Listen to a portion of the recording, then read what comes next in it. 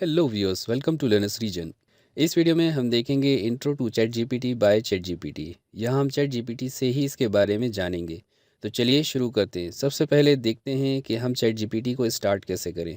बहुत सिंपल सी प्रोसेस है। कोई भी इंटरनेट सर्फिंग ब्राउज़र ओपन किया, गूगल सर्च टेक्स्ट बॉक्स में टाइप किया चैट जीपीटी, पहले ही ऑप्शन पर चैट जीपीटी पर क्लिक किया। So this is the first window of ChatGPT. यहाँ दो ऑप्शन हैं, लॉगिन और sign up. First time use कर रहे हैं तो साइन अप करें, ऑलरेडी लॉगिन अकाउंट बना हुआ है तो लॉगिन करें। साइन अप में भी हम जीमेल अकाउंट से चैट जीपीटी अकाउंट क्रिएट कर सकते हैं। मेरा अकाउंट ऑलरेडी बना हुआ है, सो लॉगिन पर क्लिक किया। Now it is asking for the email ID. जिस भी ईमेल आईडी से अकाउंट क्रिएट किया है उसे यहाँ टाइप करना है, या फिर हम जीमेल आईडी, माइक्रोसॉफ्ट आईडी या एप्पल आईडी से भी लॉगिन कर सकते हैं। हमने continue with Google option select किया, फिर जीमेल अकाउंट सिलेक्ट किया। यदि आपका जीमेल अकाउंट ब्राउज़र में ऑलरेडी लॉगिन है तो ये डायरेक्ट चैट जीपीटी में लॉगिन हो जाएगा। यदि लॉगिन नहीं है तो ये पासवर्ड पूछेगा, फिर लॉगिन होगा। ये चैट जीपीटी की मेन विंडो है। यहाँ हम देख सकते हैं कि हम चैट जीपीटी का 3.5 वर्ज़न यूज़ कर रहे हैं, जो कि फ्री वर्ज़न है। लेफ़्ट पेन में न्यू चैट से हम न्यू चैट क्रिएट कर सकते हैं और एग्जिस्टिंग चैट हिस्ट्री को भी देख सकते हैं। लेफ़्ट लोअर कॉर्नर में हमारे पास अपग्रेड प्लान का ऑप्शन है। यहाँ से हम चैट जीपीटी 4 प्लान में अपग्रेड कर सकते हैं या टीम वर्जन में भी अपग्रेड कर सकते हैं। ये दोनों पेड वर्जन हैं। इसके नीचे लॉगिन नेम पर क्लिक करने पर हमें कस्टमाइज सेटिंग्स और लॉग आउट के ऑप्शंस मिलते हैं। सेटिंग से हम थीम चेंज कर सकते हैं, लाइट, डार्क या सिस्टम। चैट को आर्काइव बना सकते हैं, एग्जिस्टिंग चैट डिलीट भी कर सकते हैं।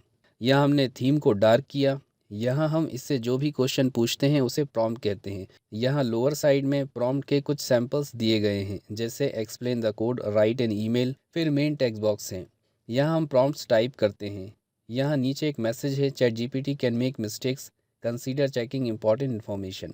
मीन्स चैट जीपीटी मिस्टेक कर सकता है। यदि इन्फॉर्मेशन इंपॉर्टेंट है तो उसे चेक और वेरीफाई कर लें। अब हम चैट जीपीटी से इसके बारे में क्वेश्चन करते हैं। हमने इसे प्रॉम्प्ट दिया, हेलो हाउ आर यू। इसने रिप्लाई किया, hello I am just a computer program, so I don't have feelings, but I am here and ready to help you. How can I assist you today.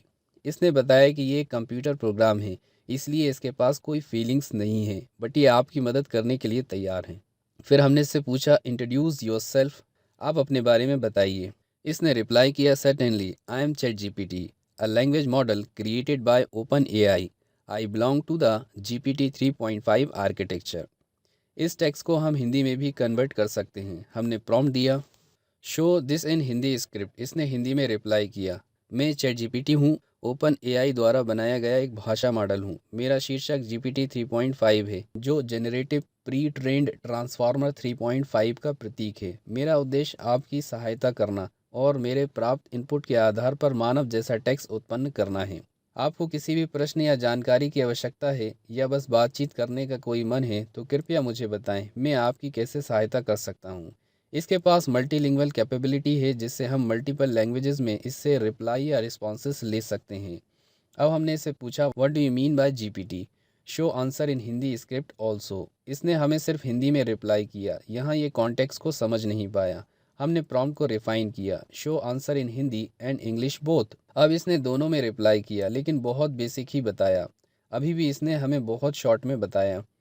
हम इसे और refine करते हैं। यहाँ आप prompt को मल्टीपल टाइम रिफाइन करके desired responses ले सकते हैं। हमने इसे और रिफाइन किया, explain the term GPT, show answer in Hindi script and English both. इसने तीनों कैरेक्टर्स का मीनिंग बताया, हिंदी और इंग्लिश दोनों में। जनरेटिव का मीनिंग ये है कि इसने अपनी ट्रेनिंग के दौरान जो पैटर्न सीखे हैं उसके बेस पर ये न्यू कंटेंट को जनरेट कर सकता है। प्री ट्रेंड का मीनिंग ये है कि इसको एक बहुत लार्ज डेटा सेट पर ट्रेंड किया गया है। और यहाँ ट्रांसफार्मर एक प्रकार का मॉडल आर्किटेक्चर है जो सीक्वेंशियल डेटा को इफ़िशिएंटली हैंडल करने के लिए बनाया गया है। Now let us go ahead.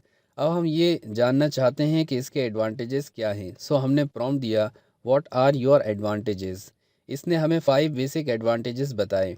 इन्हें हमने हिंदी में भी शो करवाया। तो यहाँ आप देख सकते हैं कि इसने हमें हिंदी में ट्रांसलेशन भी दिया। Versatility, large knowledge base, contextual understanding, 24/7 availability और कंसिस्टेंसी। मींस ये वाइड रेंज टास्क को परफॉर्म कर सकता है। इसकी ट्रेनिंग बहुत बड़े डेटा सेट पर हुई है और इसके पास जनवरी 2022 तक का ही डेटा अवेलेबल है। जो कन्वर्सेशन भी आप इससे करते हैं ये उसके कॉन्टेक्स्ट को समझता है। इसे बार बार कॉन्टेक्स्ट को समझाना नहीं होता। ह्यूमन कन्वर्सेशन की तरह ही आप इससे बात कर सकते हैं। 24/7 अवेलेबल है। ये टाइम बाउंड नहीं है, बस आपके पास इंटरनेट होना चाहिए। ये कंसिस्टेंट है। जैसे हम हमेशा कंसिस्टेंट नहीं रह सकते, कई सर्कमस्टांसेस की वजह से हमारी इफ़िशियंसी में डिफरेंस आ जाता है, लेकिन मशीन होने की वजह से इसके साथ ऐसी कोई प्रॉब्लम नहीं है। इसने लास्ट में हमें एक नोट भी दिया। एडवांटेजेस के साथ मेरी कुछ लिमिटेशंस भी हैं जिन्हें हम नेक्स्ट प्रॉम्प्ट में देखते हैं। नेक्स्ट प्रॉम्प्ट हमने दिया, what are your weaknesses in English and Hindi script both. So the first limitation is lack of real world experiences. इसके पास कोई रियल वर्ल्ड एक्सपीरियंस नहीं है। इसके आंसर्स ट्रेनिंग में लर्न किए गए पैटर्न पर बेस्ड होते हैं। पोटेंशियल फॉर इनएक्यूरेसी, कभी कभी हो सकता है कि इसकी इन्फॉर्मेशन पूरे तौर पर एक्यूरेट ना हो।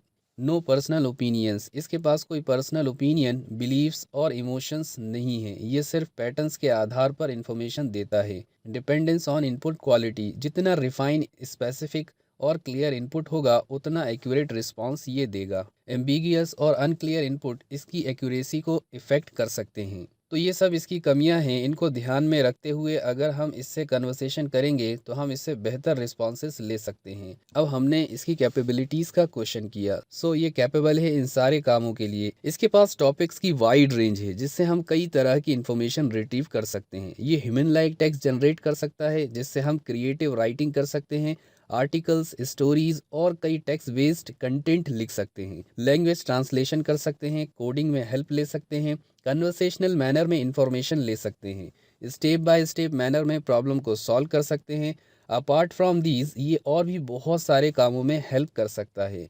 हमने इससे और कैपेबिलिटीज़ के बारे में पूछा। इसने रिप्लाई किया, ये लॉन्ग टेक्स्ट को समराइज कर सकता है, वाइड रेंज और सब्जेक्ट्स के क्वेश्चंस के आंसर्स दे सकता है, सेंटीमेंट एनालिसिस कर सकता है, टेक्स्ट एडिटिंग कर सकता है, मैथमेटिक्स से रिलेटेड हेल्प ले सकते हैं, न्यू टॉपिक्स लर्न कर सकते हैं, प्रोग्रामिंग कॉन्सेप्ट्स, एल्गोरिदम्स को समझ सकते हैं, डिफरेंट ऑथर्स और पर्सनालिटीज़ की राइटिंग स्टाइल्स को सिमुलेट कर सकते हैं, मल्टीपल लैंग्वेजेस में टेक्स्ट को जनरेट कर सकते हैं और भी बहुत कुछ। अगर आपको ये पता है कि मुझे क्या काम करना है और इससे कैसे करवाना है तो ये आपके लिए बहुत कुछ कर सकता है। जस्ट लाइक जिनी, इससे काम करवाने के लिए प्रॉम्प्ट डिज़ाइन करना होता है जिसे सीखने को प्रॉम्प्ट इंजीनियरिंग कहते हैं।